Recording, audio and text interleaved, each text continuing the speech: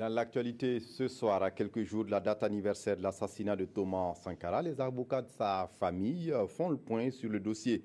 On apprend que des mandats d'arrêt contre Blaise Compaoré et Hyacinthe Kafando ont été lancés et les juges d'instruction ont procédé à 14 inculpations. Explication avec Moussa Ouedraogo et Nyarkiteda.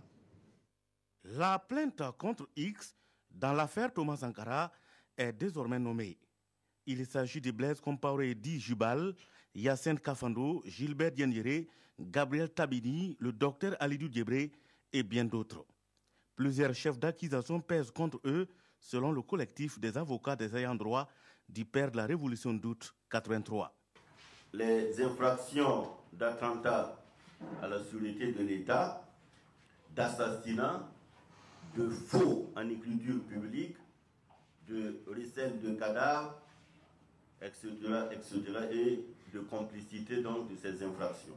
Il a été également procédé au lancement de 2 mandats d'arrêt internationaux contre Blaise Compaoré dit Jubal et Hyacinthe Kafando. De la réouverture du dossier à la demande de contre-expertise des restes de Thomas Sankara, en passant par l'exhumation ainsi que les auditions d'une centaine de personnes, dont Mariam Sankara, Valère Sommet, Salif Diallo ou encore Arsène Boye-Sanyé, les avocats se félicitent de l'évolution de la procédure.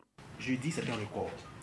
Je ne connais pas un seul juge d'instruction burkinabé qui a pu dans un seul dossier, en 22 mois, inculper 14 personnes et entendre plus de 100 personnes. Une chose est de finir l'instruction, mais une autre chose est de bien la terminer. Et je pense que ce qui nous préoccupe le plus en tant qu'avocat, c'est le résultat, l'efficacité à la fin. Pour le reste, est-ce qu'il peut y avoir un jour un blocage?